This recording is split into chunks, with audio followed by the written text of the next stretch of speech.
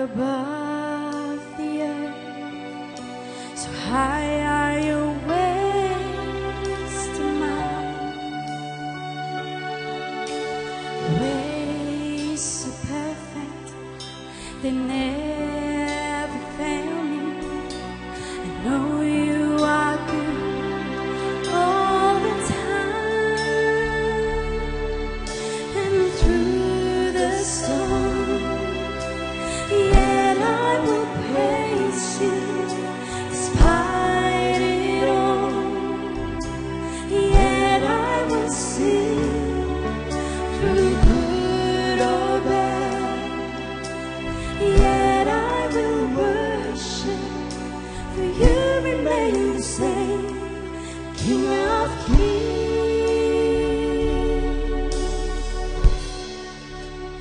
You are the voice of hope, the anchor of my soul.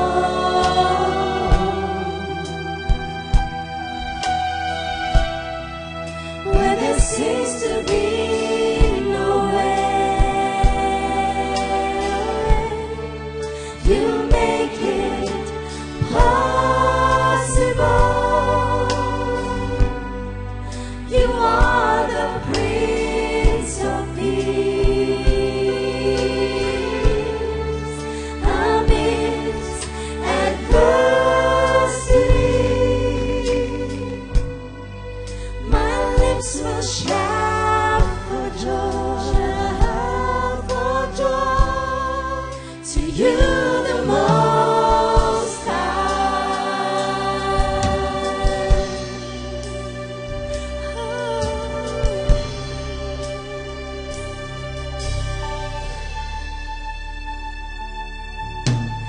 You were the one before time began. There's nothing beyond your control. My confidence, my assurance, rest in your unchanging word. And through the storm, yet I will praise you despite it all. Yet I will sing through good or bad. Yet I will worship, for you remain the same, King of Kings. You are the voice of hope, the anchor of my soul.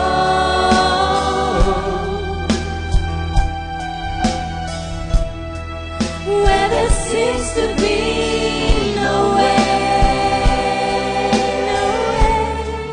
you make it possible. You are the Prince of Peace. Amidst adversity, my lips will shout for joy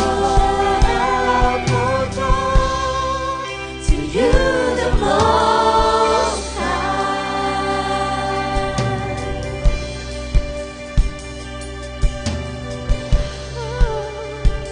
Come on, church, sing it one more time.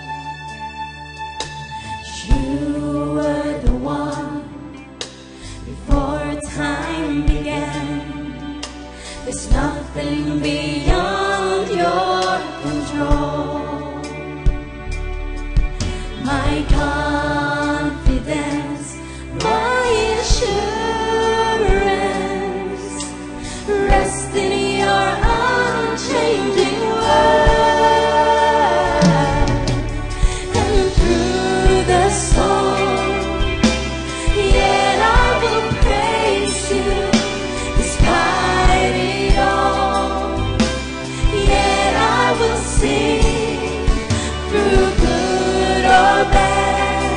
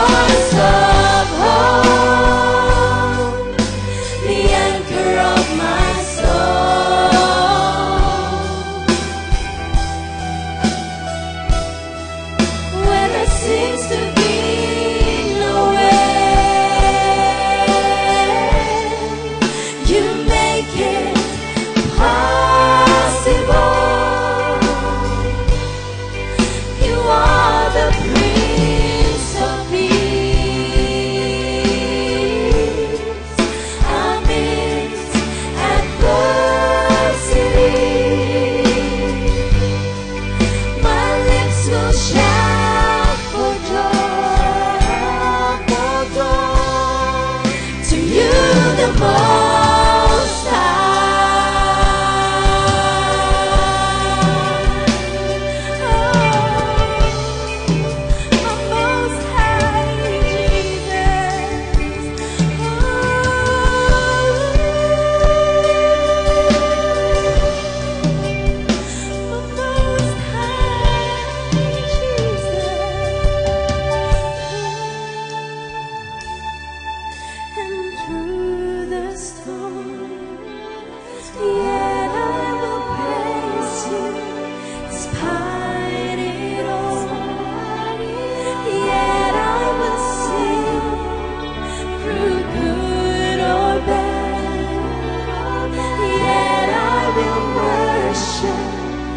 you remain the same.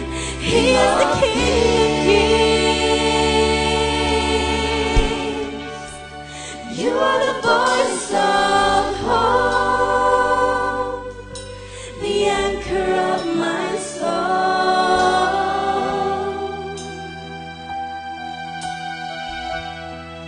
Where there seems to be no way, make it possible. You are the Prince of Peace. Amidst adversity, my lips will shout for joy to you, the Most High.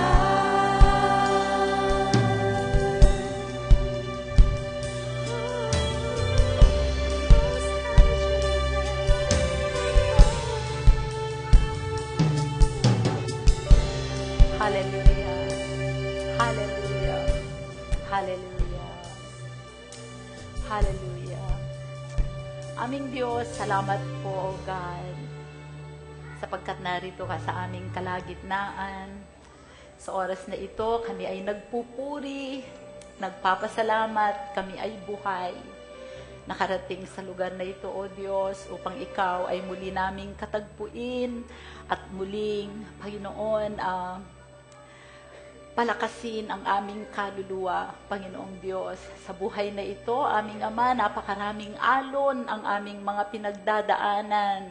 Ngunit Ikaw, aming Ama, ang tagapagpayapa ng mga along ito sa aming buhay. At maraming salamat po sapagkat kami ay may destinasyon at alam namin walang makakapigil sa amin upang, Panginoong Diyos, ganapin ang kalooban mo sa aming buhay. Sa oras na ito, kami po ay, Lord, expectant ang aming mga puso. Our hearts are expectant that we will receive something from you today. Kami ay umaasa na kami ay makakatanggap ng buhay na salita. Salita na magpapalakas sa amin at salita, Panginoong Diyos, na magdadala ng katagumpayan sa aming buhay. Tunghayan mo ang mga anak mo sa lugar na ito, aming Diyos. Ibinibigay namin sa iyo ang aming mga puso, ang aming mga isip. Kasihan mo ang aming mga tenga. Kasihan mo ang aking labi, Panginoong Diyos. Nadaluyan ng iyong mga salita, Panginoong Diyos. Salamat po sa hapong ito. Alam naming narito ka, Panginoong Diyos, sapagkat ang aming puso ay puspos at punong-puno ng presensya mo. Pinupuri ka namin, Ama, sinasamba at salamat sa maraming kapahayagan. And even now, as we listen to the gospel, as we listen to the voice of hope, as we listen to our Master, we allow the Holy Spirit to move in power. In the name of Jesus, we are, Lord, bring us even the unexpected in our lives. Surprise us, O God, with good things today. Maaring ang mga anak mo walang inaasahan sa hapon na ito. Ngunit dalangin ko bilang lingkod mo na sorpresahin mo kami. Kahit sa mga bagay na Give up na namin, tinuldukan na namin sa aming buhay, mga pangakong kahit hiningi namin isang panahon sa aming buhay at nakalimutan na namin. Aming Ama, marami pong salamat. Tunay na mag-e-enjoy kami na ito ay dalhin mo sa aming harapan sa oras na ito. Salamat po sa presensya mo at sa pagtuturo mo sa amin, banal na Espiritu. Kami ay excited sa gagawin mo. Ito ang aming dalangin sa ngalan ni Jesus at lahat ay magsabi ng Amen. Sabi mo sa katabi mo, pinagpala ka. Sa isang katabi mo pa, tanggapin mo. Hallelujah. Glory to God. Parang yung mga mukha ninyo, hindi naman kayo tunay na pinagpala. Hallelujah. Hallelujah. Glory to God. Palakpakan naman natin ang Panginoon. Alam niyo po, nakakatuwa ang Panginoon. Napakabuti ng Diyos. Ako ay magpapatutuo sa kabutihan ng Diyos sa aking buhay. Ngayon pong araw na ito, ang aking ika-35th na wedding anniversary. Yan. Palakpakan natin ang Panginoon sa buhay. Amen. Sa buhay ko. Alam niyo po, nung bilang, ewan ko, kasi pagod na kami ni Brother Ton sa lahat ng mga ginagawa namin, sa negosyo, sa ministry, naisipan niya na, anniversary naman natin, halika pumunta tayo, magbakasyon tayo sa Palawan, sa El Nido. El Nido Resort. So, ako naman ay masunuring may bahay. Kaya ako ay tawag dito, nag-internet at ako ay nagpabook sa Lagen International Resort sa El Nido Island. Wow, grabe, para kayong hari at reyna. Huwag niyong tanungin ang presyo at baka kayo ay madapa. Pero treat namin yon sa aming sarili. At ito mo nakakatuwa. Naisipan po namin na mag-island hopping. So, island hopping kami. Di ba, ngayon ay bagyo, panahon ng bagyo at mga habagat.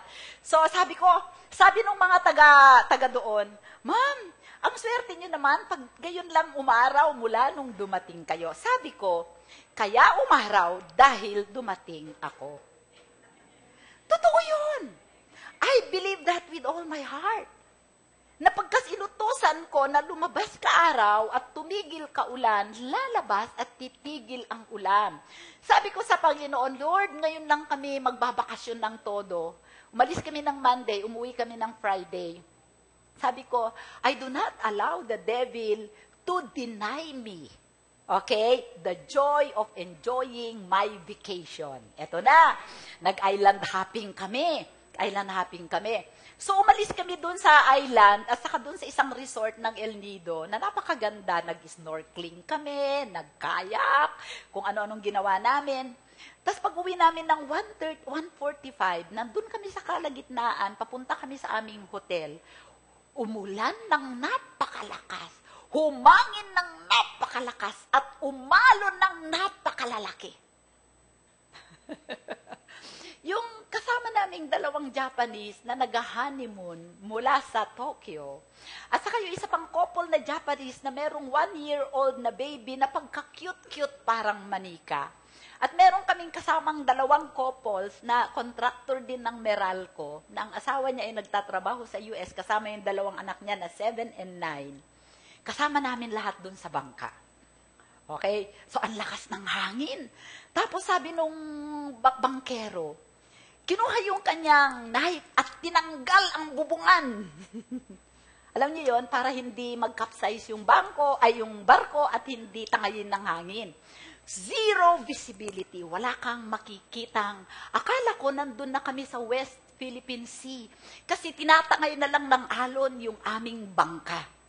At nakikita ko yung mga, di ba yung sa bangka, di ba uupo ka sa gilid? Nakita ko yung mga kasama namin hindi na sa gilid nakaupo, nakasalampak na lahat sila doon sa lapag. Umiiyak na sila. Pero alam niyo po, sobrang peace ang nadarama ko sa aking puso. Ginaganyan ko si Brother Ton. Nung tinanggal na yung bubungan ng bangka, mag-pray tayo. Sabi ko, mag-thanks tayo. Sabi ng, nakikita ko umiiyak sa kanila. Sabi ko, don't be afraid. This boat will not get us to the other side. The one who will get us to the other side is Jesus. So, panay naman ang ano ko, hangin, tumigil ka. Amen. Peace be still in Jesus' name. Tapos, hindi tumitigil. Kasi ina-expect ko bigla.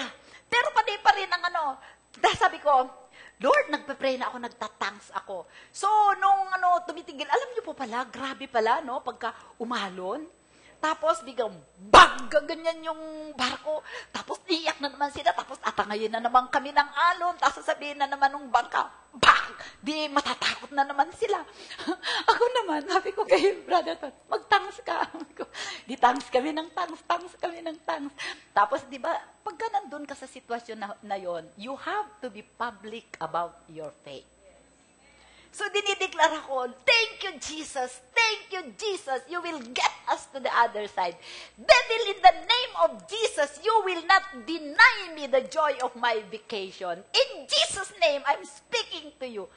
Pero sa puso ko, natatawa ako. Kasi natatawa ako dun sa mga sobrang peace ng puso ko. Brothers and sisters. Amen. Kasi ang angkla ng aking buhay at ang aking pag-asa ay ang Panginoong Hesus. Alam niyo po, ito pa ang, alam mo naman yung diablo, pagka tinatakot ka niya, i-intimidate ka niya, di ba katulad ng ginawa niya kila Daniel, hinit nila yung furnace ng 7 times. Alam niyo yon? Pagka dumating kayo sa sitwasyon na yon at may mga sitwasyon kayo na may pangako ang Panginoon sa inyo na hintayin ninyo at hindi dumadating, i-hit up ng diablo yung para ma-discourage kayo. I-give up ninyo yung pag-asa ninyo. Pero all the more na ako ay nagtatangs kasi nung nakita ko yung bankero na umakyat at kinuha yung kanyang floater, iniisip ko kung ano ang gagawin niya. Pero alam ko nakikipag-communicate sila. Tapos sabi niya, don't, ano ba yon? Ano ba yung pagka, hindi naman, don't be afraid, hindi yun eh. Don't panic, right? Don't panic. Sabi ko, ikaw ang nagpapanik dyan eh. Hindi kami nagpapanik. Diba? Don't panic. Pero narinig ko, merong kumatok, merong naputol sa bangka. Kasi, hinaharang niya yung alon. May naputol. So, sabi ko, maya-maya narinig ko, wala, zero visibility, wala ka nang makita na island. Di ba dati, ang dami ditong mga islands na nakakulong ito. Bakit biglang nawala? Maya-maya sabi ng bankero, hindi, wag ko kayo matakot kasi meron ng island dyan, tatago muna tayo sandali. So, nung nakita ko na may island, sabi ko, thank you, Jesus, thank you, Jesus, thank you, Jesus, you will get me to the other side. Tapos pagdating namin doon sa island na yon, hindi kami, parang hinarangan lang niya yung hangin para hindi masyadong magalaw yung alon. Okay? Pagdating namin doon, sinundo kami ng speedboat. O di okay na, sabi ko kay Brother Ton, ano bukas? Pupunta pa tayo sa lagoon? Sabi ko, pupunta ba tayo sa lagoon? Ganun siya kanya. Hindi na. Sabi ni Brother Ton. Hindi na. Kinabukasan, maaga pa rin kaming gumising. Bago dumating ang alas 9, kasi alas 9 ang alisan papunta. 8:30 pa lang nandun ako. Bakit? Ay, maglalagon ako ngayon na ako makakapunta sa El Nido. Hindi ako maglalagon. Araw na yan. Sabi ko, kinausap ko na yung hangin. Hindi hahangin at hindi siya uulan ngayon. Amen. Alam niyo, nagulat ako. Yung mga kasama ko na nag-iiyakan ng hapon, nung pauwi kami, nandun pa rin. Maglalagon pa rin sila. Grabe, alam niyo po, iniisip ko, ang buhay natin, kung wala tayong angkla, mararattle tayo, matatakot tayo. Amen? Amen. At kaya sabi ko kay Kathleen, sabi ko, Kathleen, kantahin mo yung Voice of Hope. Kasi ang title ng aking preaching ngayon is Anchor of the Soul. Amen. Last week, alam nyo ang buhay natin, naalala ko tuloy, di ba noong tayo ay nasa kabila, meron tayong kinakanta na, itong alon sa dagat. Di ba? Naalala nyo, tulad ng ating buhay. Itong alon sa dagat. Naalala ninyo yon. Tulad ng ating buhay, kung minsan ay tahimik, kung minsan magalaw, di ba? So, kailangan natin ng angkla sa ating buhay. Amen! So, buksan natin ang ating Bible. Last Sunday, tayo po ay pinag-aralan po natin ay tungkol sa mga, overdue promises. Okay. Tayo na mga anak ng Diyos na nabubuhay sa kaharian ng Diyos, iba ang sistema ng ating buhay kaysa sa sistema ng mundo. Katulad ng inawit natin, we live and walk by faith, not by sight. Okay? Ang buhay natin ay sa pamamagitan ng pananampalataya from the beginning to the end.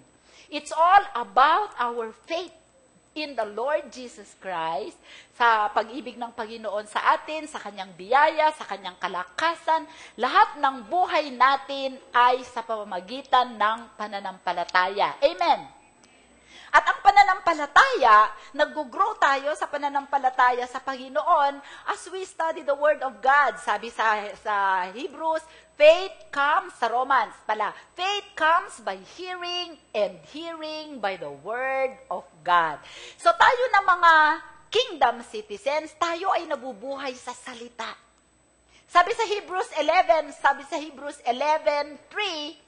by Hebrews 1 verse 3. Sabi sa Hebrews 1 verse 3, sige nga, tignan nga natin, ang tinutukoy dito ay ang Panginoong Jesus, who being the brightness of His glory and the express image of His person, sabi sa ibang version, Jesus is the exact representation of God's being. Exact representation. So, ibig sabihin, kung ang Diyos ay Diyos, si Jesus ay Diyos. Natutulog ba kayo o gising? Okay. And upholding all things by the word of His power. Ang bangka namin ay patuloy na lumutang kahit merong nabali dun sa likod. Because of the word of God. In the name of Jesus, this boat will not carry us to the other side, but Jesus, the word of God. Amen! Lahat ng bagay na ito ay in-order ng salita, nilikha ng salita, at aayusin ng salita. So if there is something broken in your life, if there are some things falling apart in your life, it's only the Word of God that can hold them together again and mend them together again and place them in order again.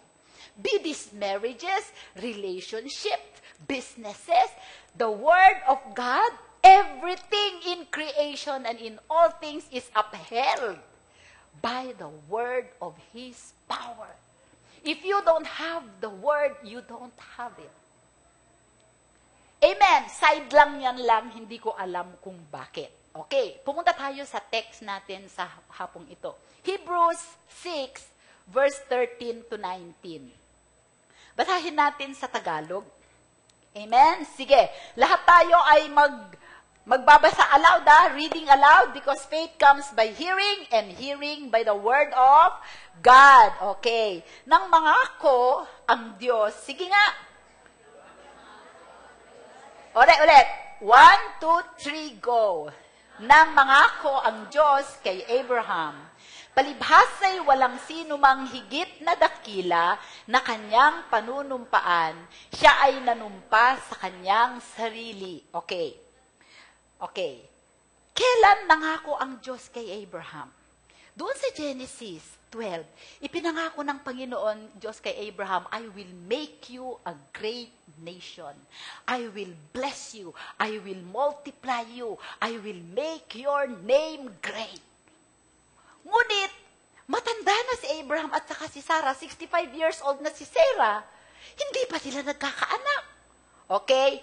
Pero may pangako ang Diyos. Meron tayong inangkin na salita ng Diyos na pangako sa ating buhay. Halimbawa, ang pangako sa akin ng Diyos, ako ay mabubuhay ng matagal para itanyag ang kanyang pangalan. So, hindi ako pwedeng mamatay sa bagyo na yon. Amen? So, walang kapangyarihan ang gagawin ni Satanas sa aking buhay dahil may pangako ang Diyos sa akin. And when I call heaven, the entire heavenly host will back up the word of God that I will declare in those times of need. Amen. So, napakahalaga. Pagka meron kang hinawakang pangako ng Panginoon, kapatid, ang pangako ng Diyos, sabi natin kanina, walang expiry date. All the promises of God are in Him, yes, and in Him, amen, for the glory of God. So, wag nating i-give up yung ating mga pangarap. Kahit na alam natin na overdue na si Sarah nga, 65 years old siya nung pinangakuan ng Panginoon na magkakaanak. Kailan siya nagkaroon ng anak? 90. Amen. There was a time na pinagdudahan niya yon, pero alam natin ang kwento, di ba? O sige, ituloy natin. Nang nangako ang Diyos kay Abraham, okay, verse na sinasabi, tiyak na pagpapalain at pararamihin kita. Ano ang ibig sabihin ng tiyak? Sure. Okay? Kaya't si Abraham nang makapaghintay na may pagtitiis. Okay. Because he patiently endured. Amen. When you endure, magle-labor ka. Alam nyo, marami tayo, sabi sa NIV, he waited patiently for the promise. Okay, so ibig sabihin, ang waiting, hindi yung isinet aside mo, kundi pagka nagwa-wait ka kay Lord, ginagawa mo yung dapat mong gawin. Halimbawa, meron pong magsasaka. Kayo, ang pangako ng Panginoon sa atin ay sa pamamagitan ng salita, tama? Yung word ng Panginoon, halimbawa sinabi ng Panginoon, I will make you into a great nation, I will multiply you. Ang pangako ng Panginoon sa inyo, ikaw ay yayaman ka, gagaling ka, maayos ang buhay mo. Okay? Ikaw ay maglilingkod sa akin bilang pastor, katulad ng pangako kay Ayam. Ito ang gagawin mo para sa kaharian. This is how you will make a difference in the kingdom. Ngayon, pagka ikaw ay to endure patiently is to wait actively. Katulad ng kasi tinanim mo yan sa puso mo, i-grow mo yan. Palalaguin mo yung salita na yan. Sa imagination mo, magkikreate ka ng picture. Doon sa sinabi ng Panginoon, you have to see yourself in that situation, sa pangako. Until you see it, you cannot have it. Okay? So, ang magsasaka, pagka siya ay nagtanim ng mais, okay? Pagkatapos niyang magtanim, naaano ba siya, naalalaman ba niya kung ano ang nangyayari doon sa binhi na itinanim niya? Hindi, ano ang ginagawa ng farmer pagka naitanim niya? Natutulog. When you sleep, what are you doing? You are at rest. Okay? You are at rest. Hindi ka pwedeng magtanim, ibig sabihin meron kang halimbawa, may sakit ka, may cancer ka. Hindi mo pwedeng itanim sa puso mo, by the stripes of Jesus, I am healed, and you do not rest. Halimbawa, kailangan bayaran mo tong bahay na ito in 10 days. 1 million. Kung hindi ito mapapasayo. Pag itinanim mo na yung salita ng Panginoon, let's say, ang word ni Lord sa'yo is, Lord, you are my lot and my portion. Pagka ibinigay mo na yan sa kanya yung cares mo, huwag mo nang babawiin. Kasi pag binawi mo yon, hindi ka makakatulog. Wala kang rest. Hindi ba yung mga taong hindi nakakatulog, walang rest? Amen. Meron bang hindi nakakatulog na nagre-rest? Gusto naman kaya nga sabi sa Hebrews, we enter into the rest of God. Hindi niya sinabing we enter into the prosperity of God. We enter into the house. We enter into the car. We enter into the job. Hindi. We enter into the rest of God. Meaning to say, ipaubaya mo sa Kanya.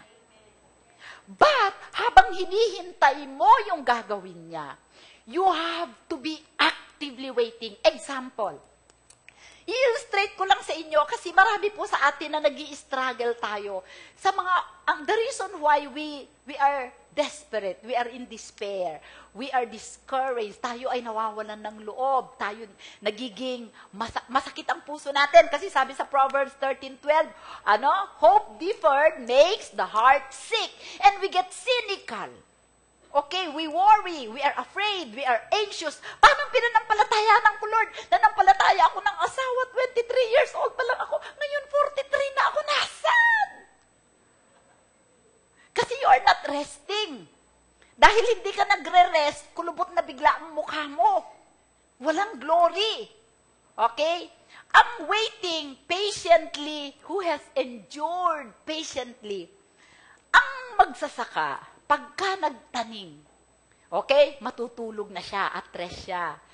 Okay, lagi siyang, pero, kinaumagahan, ano ang ginagawa niya?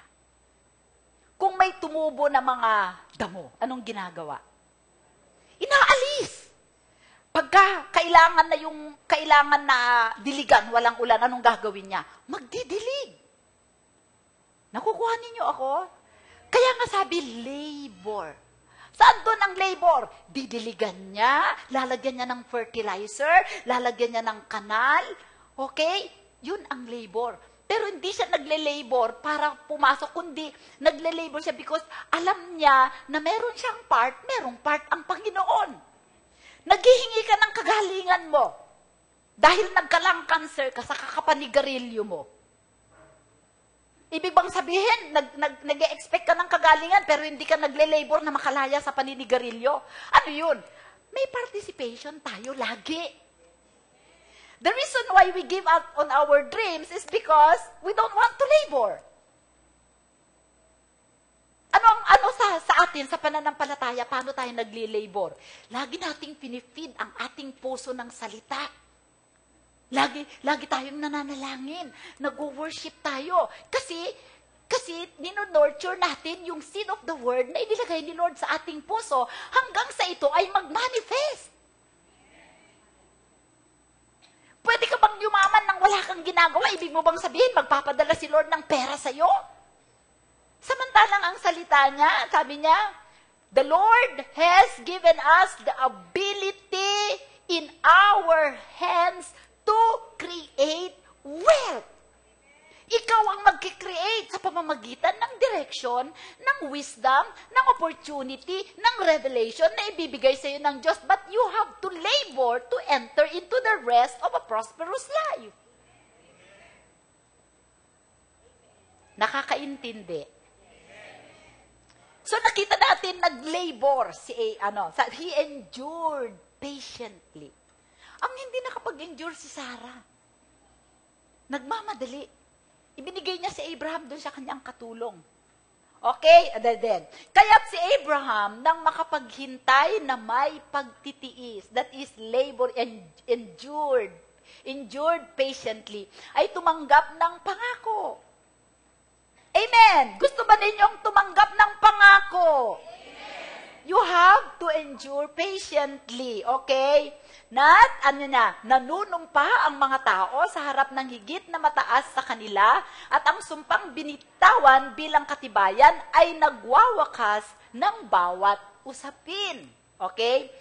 Ito, sabi niya, nasaan na? Nanunumpa ang mga tao sa harap ng higit. Di ba pagka sa korte, halimbawa sa korte, pagka kayo ay magagawa kayo ng oath, di ba?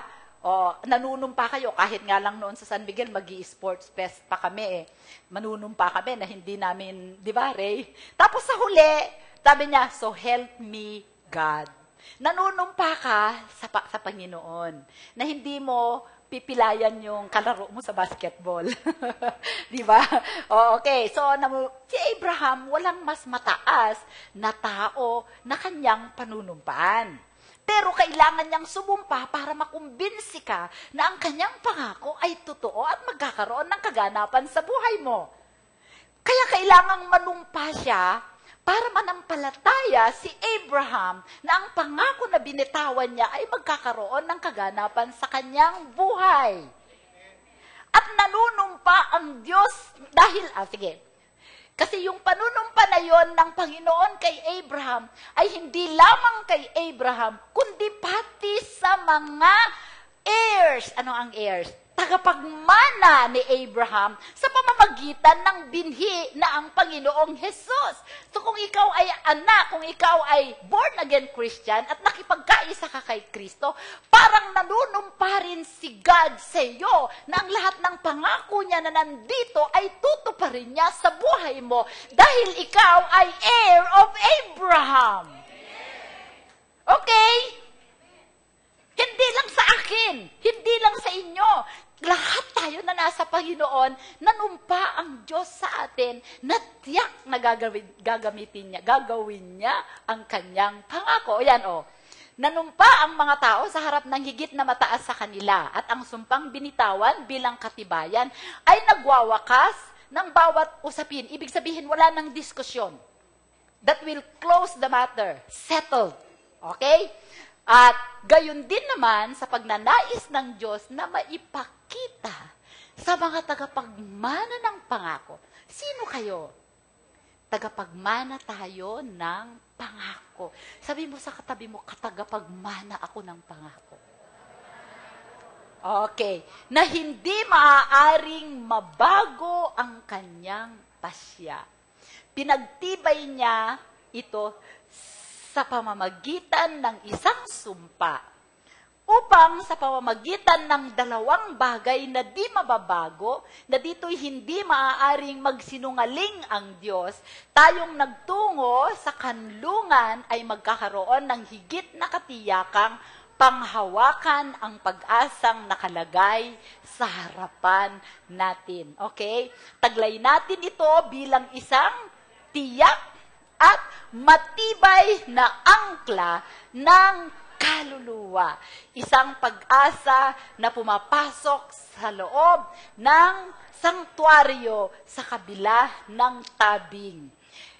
Na dooy naunang pumasok para sa atin si Jesus na naging pinakapunong pari magpakailanman ayon sa pagkapari ni Melchizedek. Amen. Praise the Lord. Dagdagan ng Panginoon ang kanyang, ng pagpapalang kanyang salita. Gusto kong basahin natin ito sa English. Okay? Game. Kasi may mga iano ako sa inyo dyan. But when God made a promise to Abraham, because he could swear by no one greater, he swore by himself, saying, surely, blessing I will bless you, and multiplying I will multiply you. And so, after he had patiently endured, he obtained the promise. For men indeed swear by the greater, and an oath for confirmation is for them an end of all dispute. Thus, God determining to show more abundantly to the heirs of promise the immutability. Stop. Immutable means unchangeable. Hindi pwedeng magbago ang salita. Immutability of His counsel. Yun ang ibig niyang sabihin, ang salita ng Diyos ay kailanman hindi magbabago. Hindi niya babawiin. For as long as you believe it, it will come to pass. Ngunit nakita natin ang mga bayang Israel, binago ng Panginoon ang plano niya sa kanila dahil nanatiling matigas ang kanilang puso. So there is a changing of destiny. Why? Because of your choice. Not because God chose it for you. Okay? Hindi kasi i-violate ni Lord ang ating pagpipili. Kung pipiliin nating magkasala, brothers and sisters, kung pipiliin nating pagka tayo ay na-born again, makinig kayong mabuti, yung kalikasan na makasalanan ay wala na. Inalis na ni Jesus at inilagay na niya yung kanyang kalikasang banal. Born again. Diyan sa kalikasan mong bago, ayaw mong magkasala. Kakarim-arim-arim sa'yo ang kasalanan. Okay, but it does not mean you cannot commit sin. You can choose to commit sin. Parang matagal ka nang na-born again. 20 years na, nag-Bible school ka pa, graduate ka pa. Nagkipag-live-in ka sa hindi Kristiyano. Ngayon, ang sama-sama ng buhay mo, binubugbog ka, ginagawa kang punching bag.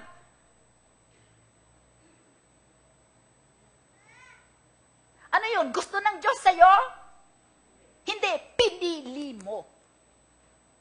Because even if you are a son of God, di ba, because you choose to be outside the protective umbrella of God, God has no power over you anymore because He can only have power to you if you are abiding in His will. Because the moment you do not abide, you are disconnected. Kahit na sabi mo pang Kristiyano ka, excuse me, hindi ba-violate ni Lord ang free will mo? Ayaw mong mag-church? Hindi ka pipilitin.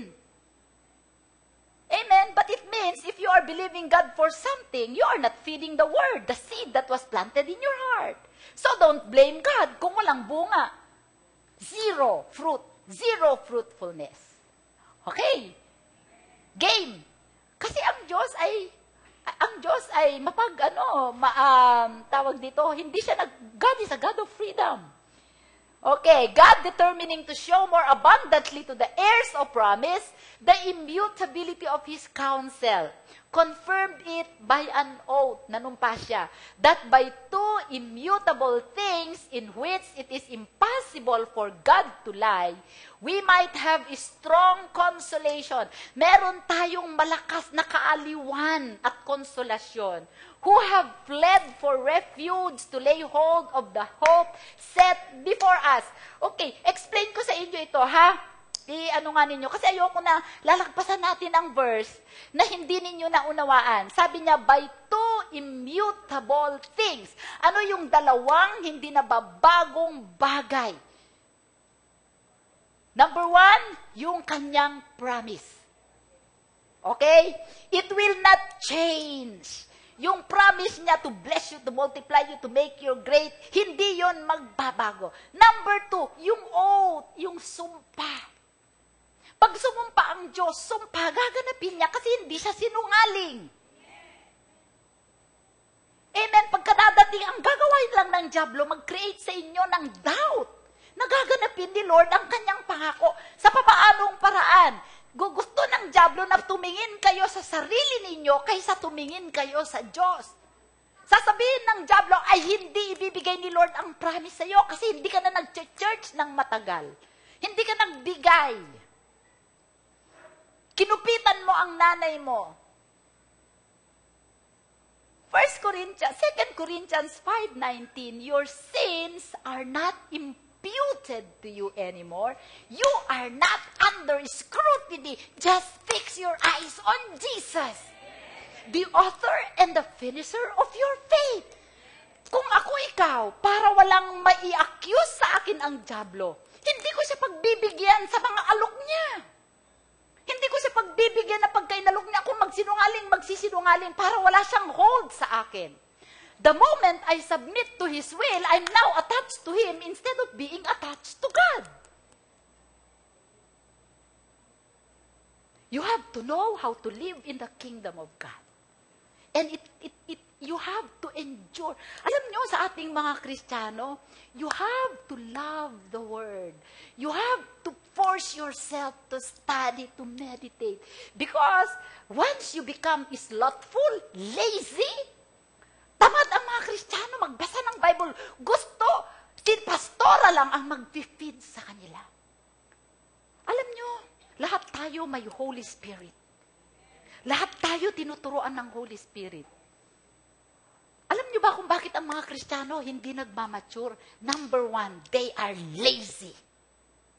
Mas gusto pa yan na mag-Facebook. Mas gusto pa yan na kung ano-anong ginagawa kaysa magbasa ng salita. Because they don't read the Word, they don't pray, they don't ask for revelation from God, they are unskilled in the use of the word of faith. Alam niyo si Oral Roberts? Sino nakakakilala kay Oral Roberts? Siya ang founder ng Oral Roberts Medical University na may eskwelahan. Okay? Alam niyo kung gaano katibay ang kanyang faith? Ang paggamit niya ng kanyang faith is like a mechanic using his tool. So he used the word purposibly in his life. Kung ang mekaniko kung ang karpentero may may katam, may ganon. Si Oral Roberts, ganon niya ginagamit ang kanyang faith. What's preventing you from using your faith just like a mechanic uses his tool? Kaya sa atin, may faith project tayo lagi. The moment na wala ka ng faith project, you have drifted away from God. Because in the kingdom of God, you will only live by faith and not by sight.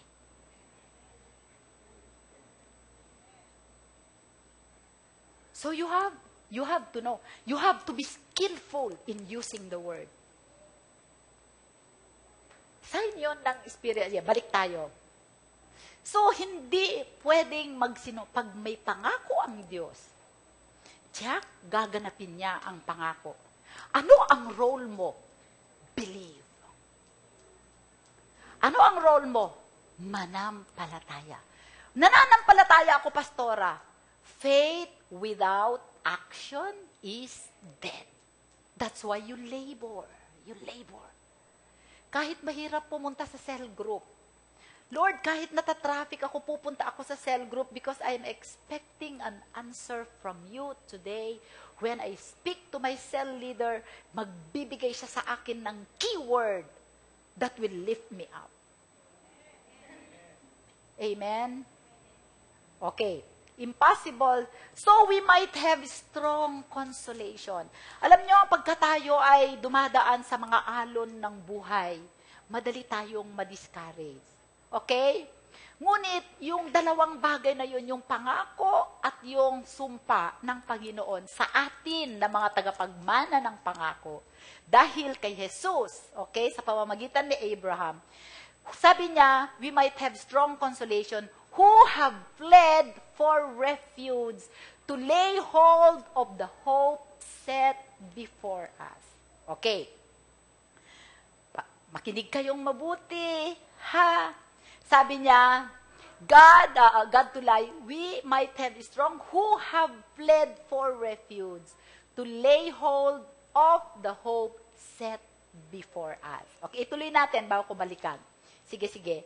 This hope we have as an anchor of the soul, both sure and steadfast, and which enters the presence behind the veil. Sige. Next. Where the forerunner has entered for us, even Jesus, having become the high priest forever, according to the order of Melchizedek. Balik. May pangako sa atin ang Panginoon. Amen? Sige, balik ka pa isang verse pa. Okay. That we might have a strong consolation who have fled for refuge. Tayo, pagka meron tayong pinananampalatayanan sa buhay at may mga alon tayo sa buhay. Example, wala ka ng pera, maniningil na ang meral. Kung maliliit lang na bagay yun, wala kang pambayad ng bahay, palalayasin ka na sa bahay. Walang pambayad sa eskwela, sinabi ng doktor, may cancer ka, kailangan mag-chemotherapy ka. Ano yung mga yon? Alon. Mga alon, mga malalaking alon. Ang mga alon sa buhay natin, may maliit, may malaki, mayroong matagal na alon. Amen? Ngunit sabi niya, tayo na those of us who will flee into the city of refuge. Alam nyo, in the Old Testament, sa Numbers 39:11, hindi ko na sinunod yung aking outline. Sa Numbers 39:11 ba yun? 39:11. Sige nga, bro, 39:11. 39, Numbers 39. Meron bang Numbers 39? Wala. Are you sure? Sige, tingnan ko, ha? 35:11. Then you shall appoint cities to be cities for refuge, that the manslayer who kills any person accidentally may flee there. Then you shall appoint cities, sige na, next, 12. They shall be cities of refuge for you from the avenger, that the manslayer may not die until he stands before the congregation in judgment. In the Old Testament, meron tayong halimbawa, nakapatay ka ng tao without really meaning it. By accident, may namatay ka. E noon, pagka namatay ka, di ba, a tooth for a tooth, di ba? Di ba ganon, kung may kinuha kang buhay, buhay mo din ang ibabayad. Pero dito, meron tinatawag na cities of refuge. Alam nyo ba na ang Panginoong Jesus ang ating refuge? Pagdating ng mga alon sa buhay na malalaki, pwede tayong tumakbo. We can flee into that refuge. Jesus is our refuge. Amen. Balik tayo dun sa ating verse. Gusto kong himay-himayin ito sa inyo kasi gusto ko na maunawaan natin kung ano ang meron tayo at kung gaano kabuti ang Panginoon sa atin na wala tayo dapat ikatakot sa anumang kabulastugan na gagawin ng dyablo sa buhay natin. He is the Prince of Peace. And that person who accidentally killed someone, safe siya doon. Kahit yung mga kamag-anak ng napatay niya na tao, hindi siya pwedeng itouch because he is in the city of refuge. If you are in Jesus, you are in the city of refuge. So you have a strong consolation because God promised. Okay? Balikan natin uli yung binabasa natin kanina. Okay? To lay hold of the hope set before us. Sige, next na verse. This hope we have as an anchor of the soul. Kapatid, ano ang soul? Dito sa ating, we are three parts. We are, okay, a spirit with a soul living in a body. We are spirit, soul, and body. Sabi sa 1 Thessalonians 5:23. Tapos, our spirit is once na na-born again tayo, nababago yun. Okay? Instantaneously. But our soul, na nandoon yung ating I feel, I think, I will. Doon sa ating soul, nandun yung ating pandama, yung ating pag-iisip, at yung ating pagdidesisyon. Nakukuha ninyo ako? Okay. Sa soul natin, bakit sinabi ni Lord? So that you will have an anchor. Anchor of the soul. Di ba sabi niya, of the soul. Bakit? Pag meron tayong challenges sa ating buhay at mananampalataya tayo sa Panginoon, number 1, mafe-feel mo na yung katawan mo sumasakit. Pagka sinabi ng doktor, meron kang cancer, lymphoma. Nakita mo, lumalaki yung mga lymph nodes mo. Okay? Then, you can see it, you can feel it, you can touch it. Then you become afraid. Nakukuha ninyo? Itong kaluluwa natin, dito lahat na then sasabihin pa ng doktor, sasabihin pa niya sa atin, bibigyan ka pa niya ng 3 months to live. So, dinalong na ano ang kaluluwa mo. Yung imagination mo ngayon magwo-work. Your imagination can now work on the negative side. Okay? Nakita ninyo? Kaya yung soul natin, kailangang iangkla natin sa mga panahon na malalakas ang alon sa ating buhay. Pumunta tayo sa refuge natin, si Jesus, at iangkla natin ang ating kaluluwa sa Kanya. Nakukuha ninyo ako? If we have to walk by faith, no matter what the soul says, we have to believe in the Word, which is Spirit. The Word is Spirit, the words are Spirit, and they are life. You have to stick to that and be stubborn about that. Kasi, kung ikaw ay madadala ng iyong isip, ng iyong imagination, ng sasabihin ng doktor, ng sasabihin ng katawan mo, nakakapa mo, nararamdaman mo, nasasaktan ka, nanghihina ka, nagpapalpitate ka. Right? But you have iangkla mo ang kaluluwa mo kay Jesus.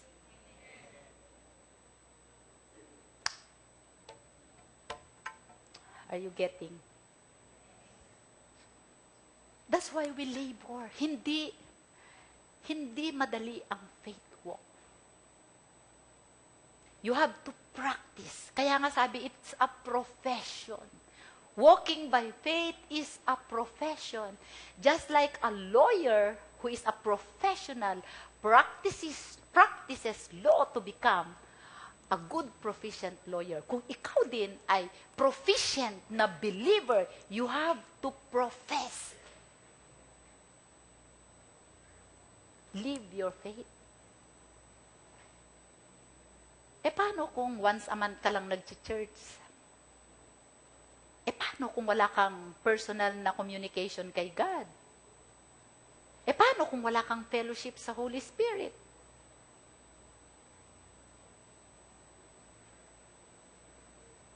That's why, in this church, pare-pareho tayo ng naririnig na salita. Pare-parehong worship team ang nagmi-minister sa atin. Pare-pareho tayong nagpe-pray. Pero magkakaiba ang level ng faith natin. Why? Because of your heart. Sige, tingnan natin. Sabi niya, tapusin ko lang muna ito bago tayo pumunta. Brothers and sisters, when we read the Word, we really have to understand the Word. Because the Word is seed. And any word that you don't understand, the devil will steal it from you. And once that seed is stolen, it will not produce fruits in your life. Kaya, ang tagal mo ng Kristiyano, ang nakalaylay na mga prutas sa'yo ay bukol, kahirapan, instead na glory ni Lord ang nakikita. Nakukuha ninyo? So, mahalaga, this hope we have as an anchor of the soul. Si Jesus, alam nyo, doon sa alon na yon, wala akong ka-fear-fear. Naawa lang ako doon sa mga, sabi ko, Lord, I am just beginning a higher level of ministry with my husband. This devil will not succeed in my life. I rebuke you in Jesus' name. So sometimes, the first time you say it, nothing will happen as if nothing is happening, but in the spirit, something is happen. Alam nyo ba na yung ordeal namin na yan, wala pang 15 minutes? Di ba? So sabi niya, anchor of the soul, both sure and steadfast, and which enters the presence behind the veil. Okay, bakit nandan diyang in which? Okay, next verse. Which entered His presence beyond the veil. Alam niyo, nung ang Panginoong Jesus hindi pa namamatay sa krus ng Kalbaryo, merong veil ang heaven. Merong veil ang Holy of Holies. Tama, may kurtina na makapal. Amen? Nung hindi pa nare-resurrect ang Panginoong Jesus, may kurtina na makapal ang Holy of Holies. Walang nakaka-access doon. At ang kalangitan, ang heavenly tabernacle, na yun ang replica, yun ang pattern ng replica na ginawa ni Moses in the wilderness, ay walang veil. Kailan yun tinakpan ng Panginoon? Tinakpan ng Panginoon yun nung itinapon niya si Satanas sa lupa, ay si Lucifer. Di ba sabi ko sa inyo, God did not create Satan. He created Lucifer. Man created Satan. Okay? Noon itinapon yun, nakasarahan yun. Pero, itong si Jesus, nung namatay siya at na-resurrect siya, He entered the veil. Pinenetrate niya ang veil sa kalangitan. Di ba? Sabi niya, next. Where the forerunner has entered for us. Even Jesus, having become high priest forever, according to the order of Melchizedek. Kaya ang ating consolation at comfort, nakapasok na dun si Jesus, siya ang ating forerunner. Example, kung ako ay magpapabook ng flight, halimbawa wala pang website, check-in noon sa Cebu Pacific o kaya sa PAL. Di ba, pagka noon grupo kami magbibiyahe sa San Miguel. Sasabihin namin yung pinakamalapit sa airport, sa kanya namin ibigay lahat yung aming mga wala pang check-in noon. Oh, bro, mauna ka na, ikaw ang mag-check-in sa amin. Kaya alam namin yun, kampante kami, kahit late kami pumunta sa airport, hindi kami kailangan nandun ng 2 hours before kasi meron kaming forerunner. Meron nang nauna sa amin. Amen?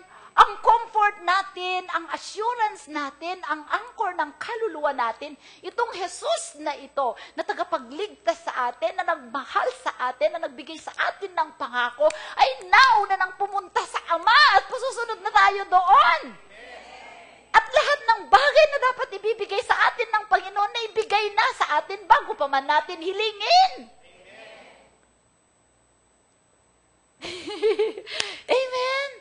Glorious gospel. Hindi ba? So yan po ang ibig sabihin. Now, sabi natin, ang anchor ng ating kaluluwa, kahit anumang dumating sa buhay natin, brothers and sisters, for as long as our eyes are fixed on Jesus, hindi natin nakapako ang ating Panginoon. Paano natin ginagawa yun? Ang mahalaga, ang sentro ng ating buhay si Jesus. Ang sentro, ang direksyon ng ating buhay kung ano lang ang sinabi ng Panginoon. Hindi tayo sa kaliwa, sa kanan, o sa anumang sabihin ng tao o relihiyon. Kahit ako ngayon, hindi nga ako kailangang paniwalaan kung hindi salita ng Diyos ang aking sinasabi. Kasi hindi ako ang magdadala sa inyo sa langit. Hindi ang Rema ang magdadala sa inyo sa langit. Si Jesus. Hindi ang Rema, hindi ako, hindi ang aking asawa ang magbibigay sa inyo ng pangako. Ang Diyos na nangako ang magbibigay sa inyo nun. Amen? Praise the Lord. So, ang problema natin sa iglesia, dalawa. Unbelief is our problem. Siguro 3 verses lang ako kasi ayokong magtagal kayo. Dahil gusto kong itong verse na ito ay nguyain pa ninyo ng todo ito sa inyo, sa bahay ninyo. Ang problema natin ay unbelief. Sa susunod na mga unbelief or fear. Or sometimes, meron tayong faith pero contaminated ng fear ang ating faith. Okay? So once ang faith, hindi natin kailangan ng malaking faith. Kailangan natin ay maliit, kasing liit ng mustard seed, pero uncontaminated, unfeigned, pure, powerful, parang laser beam faith. Yun ang kailangan natin. Sige, basahin natin ang Timothy, 1 Timothy 1:12-14.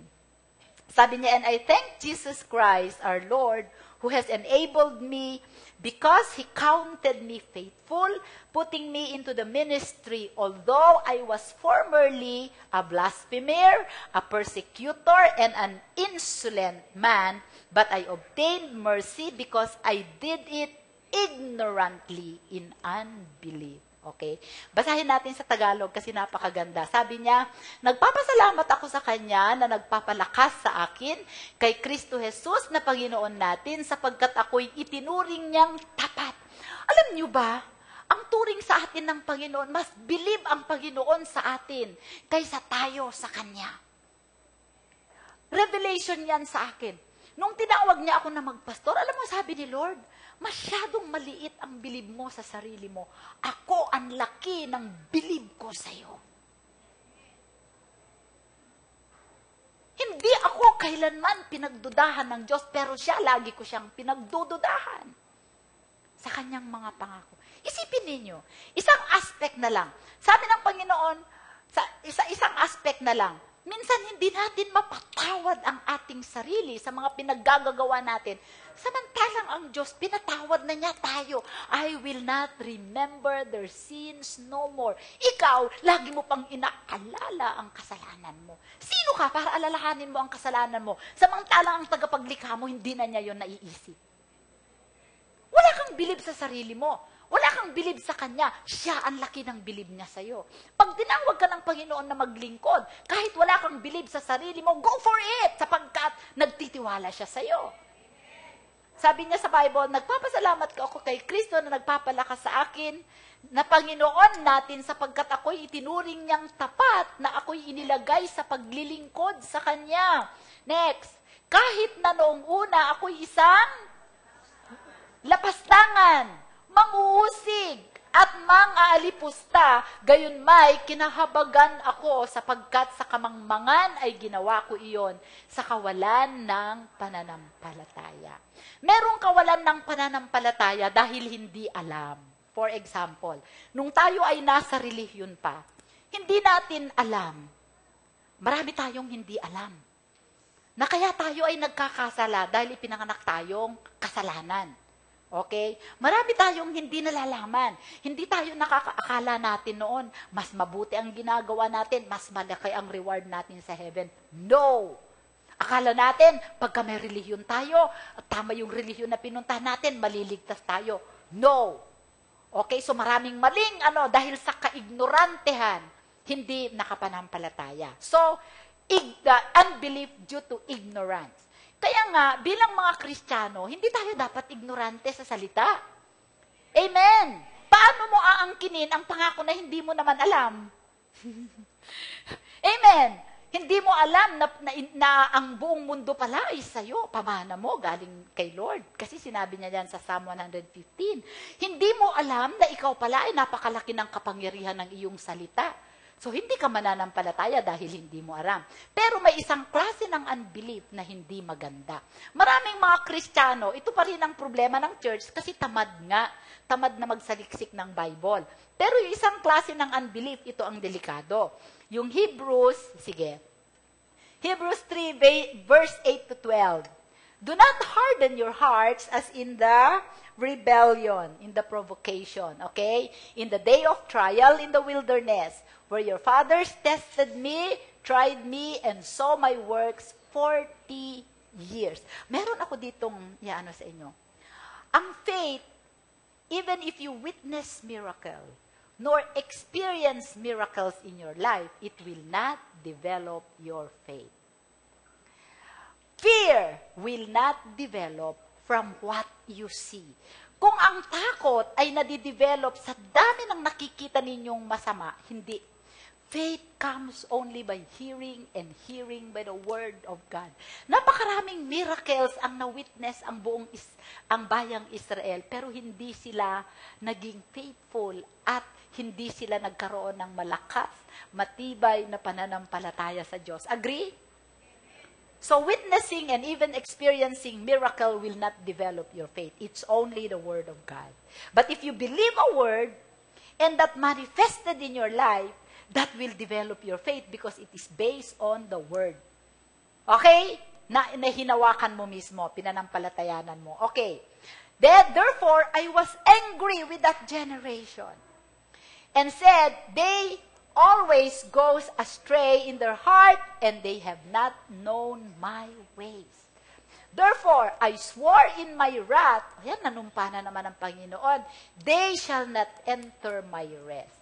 Beware, brethren, lest there be in any of you an evil heart of unbelief in departing from the living God. So, merong unbelief due to ignorance and merong evil heart of unbelief. Ito yung mga tao na nakarinig ng salita, alam ng salita ng Diyos, ngunit pinipili nila na hindi manalig at magtiwala sa salita. Pinagdududahan pa rin nila ang salita ng Diyos kahit nakikita na nila. Alam mo, ito yung, minsan sabi ko, Lord, bakit ganito ang mga tao na to? Yung mga tao na nadoktrinahan sa relihiyon. Nakapag-share na kayo sa mga taong ganon? Na dito ako, na pinanganak, dito na rin ako mamamatay. They totally are disregarding the Word of God. Amen? Those are evil heart of unbelief. Parang isang magulang na merong kahalimbawang 2 anak. Meron kang isang anak na ang feeling niya, hindi mo siya mahal. Di ba? Kahit anong sabihin mo dun sa bata na mahal mo siya, lahat ng mga kilos mo ay nilalagyan niya ng label, ini-interpret niya na hindi mo siya mahal. Kahit anong pagpapakita mo ng pagmamahal, at the end of the day, ang conclusion niya, hindi ako mahal ni tatay. Wala kang magagawa doon. Ganon din ang mga tao na nakarinig ng salita ng Diyos, ngunit pinipili pa rin nila na hindi manampalataya sa salita ng Diyos. Yun ang mga tao na merong evil hearts of unbelief. At dahil doon, lalong titigas ang kanilang puso hanggang sa isang araw sila ay mababasag. And praise the Lord, if they will give God a chance, God can pick up the pieces together of the broken parts in your lives and weave them into a beautiful tapestry. Amen. Para yung inaalala namin kaninang umaga pagbangon namin ni Brother Ton, umiiyak kami kasi binalikan namin yung 35 years kung paano kami nagsimula. Kanina yung pinatotoo niya dito ang umaga. Nung ikinasal kami, sa Huwes kami ikinasal, tapos kinuha namin yung si Pete na ninong namin. Parang kumbaga lunch break sa PBSP lunch break niya sa Meralco. Yun yung araw na magpapakasal kami. Nagpunta lang kami sa West para magpakasal, tapos umuwi na kami. Ibinili lang namin yung mga ninong namin ng kalahating ice cream at saka yung stop doon si Priscilla Mijares, yung nagkasal sa amin sa ng kalahating ice cream. Yun na. Tapos nag-uwi na kami sa bahay namin. Alam mo yun? Tapos, ngayon, kung tinitignan namin kung ano ang ginawa ng Panginoon sa napakaraming alon na pinagdaanan namin sa aming buhay, masipag kaming dalawang mag-asawa. Pero alam nyo, nagtrabaho siya sa Meralco for 30 years, nagtrabaho ako sa San Miguel. Noong 1991, nasa San Miguel na ako, 1987 ako nakakilala kay Lord. Mula nung makilala ko ang Panginoon, na 1991 ko nakilala si Lord. 1987 ako pumasok sa San Miguel. Doon nagbago ang aming buhay. Dahil nakakabit na kami ngayon sa pangako. Dahil sa Panginoong Jesus. Mula nung makilala namin si Lord, prinosper ni Lord ang lahat ng gawain ng aming mga kamay. Amen? Kaya kung babalikan namin, yung pinagdaanan namin, hindi kami. Dahil lang sa kami ay nag-stick sa salita ng Diyos, na nampalataya kami sa Kanya, nagkaroon ang puwang ng Diyos na baguhin ang aming buhay. At kaninang umaga sabi namin, Lord, dalangin namin na palakasin mo pa kami ang aming pananampalataya. Gusto naming maging magandang halimbawa ng mga mag-asawa sa aming henerasyon. Amen. Praise the Lord. So, ingatan natin na huwag tayong magkaroon ng evil hearts of unbelief. Sabi ng Panginoon, I was angry. Sabi niya, balikan mo nga yung verse 11. Sabi niya, therefore, I was angry with that generation. Pag tayo ay hindi nananampalataya sa salita ng Diyos, nagagalit siya sa atin. At ito ang kanyang pangako, they will not enter my rest. Kahit anong gawin mo, hindi ka makakatagpo ng kapahingahan. Ngunit kung nasa Panginoon ka at sa Panginoon ka nakafocus, kapatid, kahit anong kaguluhan, bagyo ang dumating sa buhay mo, meron kang rest. Amen! Okay, praise the Lord. So, dapat ang puso natin ay malambot sa Panginoon. So, how do we get rid of unbelief? Katulad nga ng nangyari kay Sarah sa Hebrews 11:11. By faith, Sarah herself also received strength to conceive seed, and she bore a child when she was past the age, because she judged him faithful who had the promise. Alam mo, yung salitang judge, ang ibig sabihin niyan is to settle authoritatively in your heart. You settle it. You be fully persuaded that He who promised is faithful. Amen! Si Sarah ay 65 years old nung pinangakuan ng Panginoon.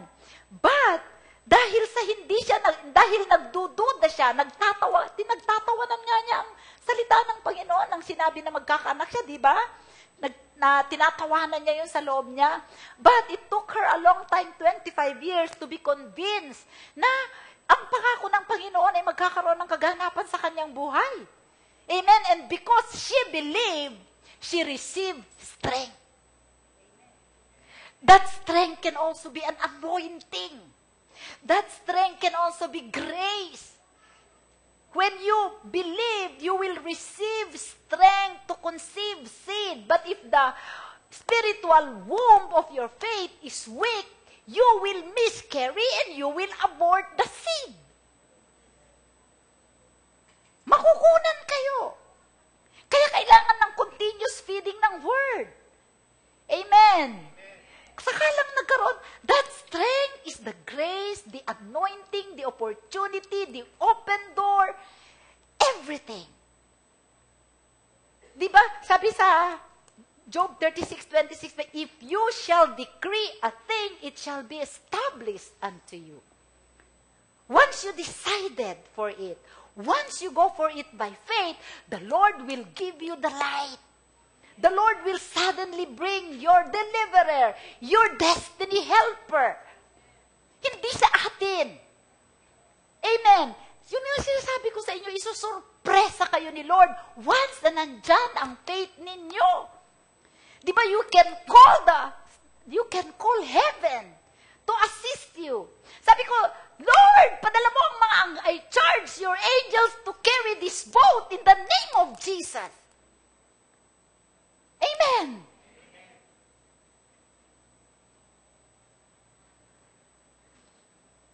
Praise the Lord. You want to receive strength. Believe. Ang role lang natin is believe. No doubt. Pure. Unfeigned faith. Undiluted. Amen. Walang fear, walang cares, walang anxiety. Just resting in the arms of the Father. Amen. Kaya tayo, piniperyodan natin, tinutuldukan natin ang mga pangako ng Panginoon sa buhay natin kasi wala tayong spiritual strength. Yung ating spiritual womb of faith mahina kasi wala tayong word.